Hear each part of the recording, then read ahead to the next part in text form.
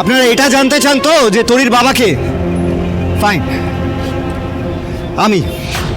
আমি প্রীতম সিংহ রায়, তরির বাবা। তরি আমার মেয়ে।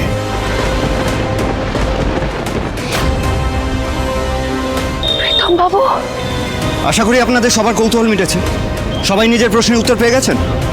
ম্যাডাম, এই নিয়ে যেন ফার্দার আর কোনোদিন কোনো কথাবার্তা না হয়। আর হ্যাঁ শুনুন, এটা একটা বাচ্চাদের স্কুল। বাচ্চারা নরম মাটির তালের মতন হয়। এই স্কুল থেকেই তাদের ভাবনা চিন্তা, তাদের মানসিকতা সব কিছু তৈরি হয়। আপনারা প্লিজ আপনাদের এই নোংরা মনের পাকগুলো ওদের মধ্যে ছড়িয়ে দেবেন না।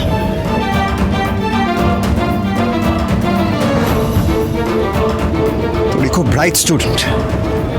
কে কি বললো, কার বাবার পরিচয় কি, মায়ের পরিচয় কি, এসবের এফেক্ট যদি ওই বাচ্চাটার উপরে পড়ে তাহলে ওর প্রতি অন্যায় করা হবে।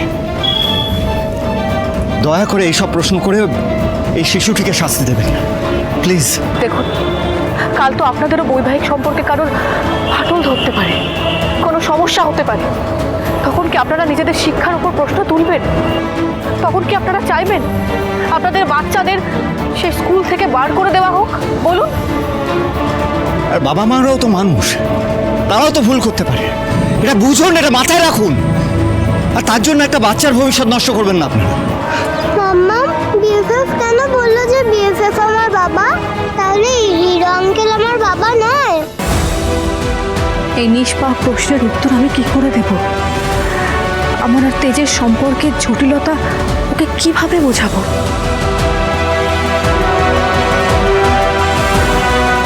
তরি, আমরা এটা নিয়ে পরে কথা বলবো, কেমন? তো তুমি এখন চলো।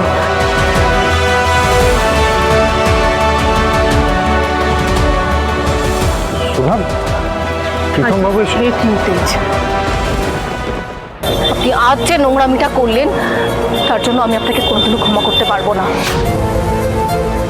আর আজ আপনি আমার চোখে এতটা নিচে নেমে গেছেন যে সেখান থেকে উঠে সুধাময়কে কখনো ছুঁতেও পারবেন না।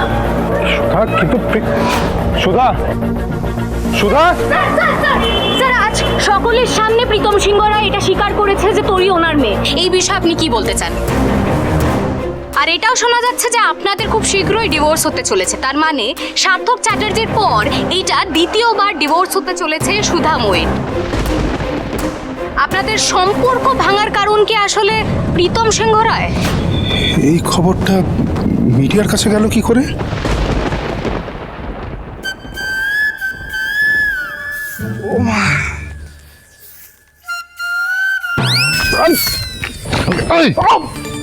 এত কষ্ট করে মালাগুলো জড়ো করলাম, আবার এরকম করে দিলি? আরে দেখতে পাইনি, সরি, আমি আবার করে দিচ্ছি না। দেখতে পাইনি, চশমা পরে দেখতে পাই না। বাবা, বাবা, তুমি কিন্তু ইচ্ছে করে করলে। আমার পায়ের সামনে রেখেছিস কেন জড়ো করে মালাগুলো? আমার ভুল করে লেগেছিল, তুমি ইচ্ছে করে করবে তাই বলে? হ্যাঁ, আমি ইচ্ছে করে, আর তুই ভুল করে। বাবা, ভালো লাগে না আমারও ভালো লাগে না। আমারও বয়স হয়েছে, কোমর ধরে গেছে, একটা হাওদা বাগান করে রেখেছে বসু মল্লিক পরিবার, আর আমরা যাচ্ছি। মানে কোন একটা অসহ্যকর কাজের মধ্যে ফেসে গেলাম। আচ্ছা বাবা, বলছি ওইদিকে নিশ্চয়ই এতক্ষণে বিশাল ড্রামা জমে গেছে, বলো? একটু যদি নিজের চোখে দেখতে পারতাম। কি গো, হাসছো কেন? দেখবি ওই তেজ বসু মল্লিকের মা নির্জত কিভাবে খোলা বাজারে হালকা দামে বিক্রি হচ্ছে, দেখবি? দাঁড়া, প্লে করে নে। মিস্টার তেজ বসু মল্লিক নিজে আমাদেরকে বলেছেন যে আপনার সন্তান মানে তরি ওনার নিজের সন্তান নয়। তাহলে তরি কার মেয়ে? আপনার প্রথম স্বামী সার্থক চ্যাটার্জি নাকি আপনার এই বিশেষ বন্ধু প্রীতম সিংহ রায়? বাবা, সাবাস বাবা, সত্যি এই প্রথম তোমাকে নিজের বাবা বলতে হেভি গর্ব হচ্ছে। এই আমায় একটু চান্স করে দে না, এরকম তোর উপর একটু গর্ব করতে পারি। তরি, এই তরি, দিল এতক্ষণে পরিশ্রম সব ধরে বসিয়ে দিল। কি করলি এটা? এই ঝাঁটাটা দে, আমাকে ঝাঁটাটা দে। আমি কি চাকর? হ্যাঁ, আমি যে কাজগুলো করবো নষ্ট করবি আবার আমায় করতে হবে? আবার ড্যাব ড্যাব করে তাকিয়ে দেখছিস কি? জানি না কোন নালা থেকে উঠে এসেছে। ধর ধর ঝেড়ে ধর, ঝেড়ে ধর। একদম ভালো করে পরিষ্কার করবি বলে দিলাম, বলটা দে, ভালো করে পরিষ্কার করবি। একটা পাতা জানি এদিক ওদিক না পড়ে থাকে। পরিষ্কার পরিষ্কার কর। এই পিকলু, ওমা তুই কি করছিস এখানে ঝাঁটা হাতে নিয়ে? ফেল ফেল ঝাঁটাটা ফেল। কি করছিলিস? কিন্তু মেজরাদু তো বললো পরিষ্কার করতে। কি? কিচ্ছু করবি না, চুপচাপ দাঁড়িয়ে থাকবি। খেলো খেলো খেলো। তোমার লজ্জা করে না? আমি? ও তো একটা ছোট বাচ্চা, ওকে দিয়ে তুমি এইসব ঝাঁটা হাতে দিয়ে বাগান পরিষ্কার করে? আমি না ও। আমি না। মন বেড়েছো। তোমাদের ব্যাপারে ঠাম্মিকে বলতে হবে, সবটা ঠাম্মিকে জানাচ্ছে। আয় পিকলু আয় তো, চল আচ্ছা, আয় এদিকে আয়। আমার পরিষ্কার করছি। সবটা বলছি। আমি পরিষ্কার করছি তো, মাকে বলার কি দরকার? মাকে বলে দিচ্ছি পরিষ্কার করো, পরিষ্কার করো। বাবা, এই দুই ভাই বোন না বড্ড বার বেড়েছে জানো। দাদা ভাইয়ের কিছু করা না গেলেও এই জ্যোৎস্নাদির পাখাটা কুচ করে কেটে দেওয়ার একটা সহজ উপায় আমার কাছে আছে। এই রে বাবা, তুই এইসব নিয়ে চিন্তা করছিস? তো করেছিস যখন বলে ফেল, কি উপায়?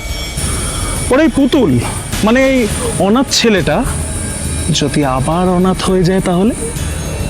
অনাথ? ব্যাক টু অনাথ? এতদিনে তুই আমার যোগ্য ছেলের মতন কথা বলেছিস।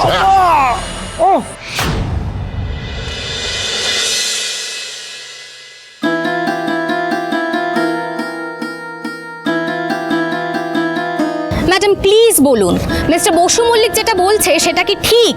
তরি কার মেয়ে ম্যাডাম? তাহলে কি আপনার মেয়ে তরির জন্ম রহস্যের ব্যাপারটা চাপা দেওয়ার জন্যই আপনি গা ঢাকা দিয়েছিলেন? আই মিন এই শহর ছেড়ে চলে গেছিলেন? সত্যিটা বলুন ম্যাডাম।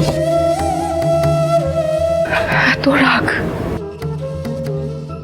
এত এত আক্রোশ আমাদের প্রতি যে ওইটুকু একটা বাচ্চাকেও তুমি রেহাত করলে না। আমাকে তো যন্ত্রণায় একেবারে ছিন্ন বিচ্ছিন্ন করেই দিয়েছ। এবার ওইটুকু একটা বাচ্চাকেও যন্ত্রণার মুখে ফেলতে চাইছো তুমি?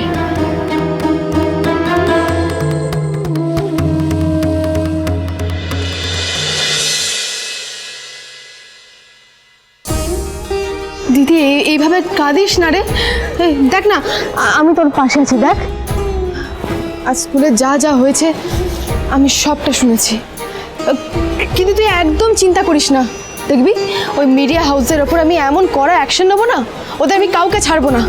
ওরা তোর পা ধরে এসে ক্ষমা চাইবে, দেখবি। তো এসব করে কি হবে ঝিনু? তোরই যে আনন্দটা নিয়ে, যে এক্সাইটমেন্টটা নিয়ে আজ প্রথমবার স্কুলে ক্লাস করতে গিয়েছিল, এই কেস টেস করে কি সেটা কোনোদিনও ফিরবে তুই বল? আমি কত চেষ্টা করেছিলাম যাতে আমার অতীতের ছায়াটুকু তোরির ওপর না পড়ে, যাতে যাতে কেউ ওর দিকে আঙুল তুলতে না পারে, কেউ অপমানে ওকে বিধিয়ে ছোট না করতে পারে। পারলাম না। আমি ব্যর্থ। আমি মা হিসেবে ব্যর্থ ছিনু। কি বলছিস তুই? এরকম বলিস না দিদি, প্লিজ। তোকে এভাবে ভেঙে পড়া মানায় না রে। বিশ্বাস কর, তোর চেয়ে ভালো মা এই পৃথিবীতে আর কেউ হতেই পারে না। কিসের ভালো মা? কিসের ভালো মা ঝিনু?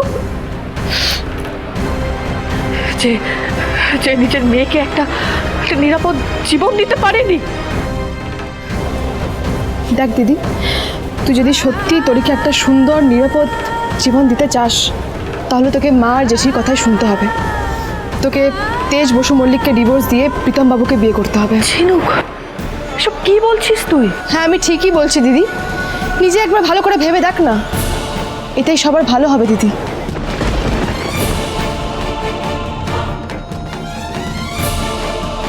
সুধা, সুধা প্লিজ একবার বাইরে এসো।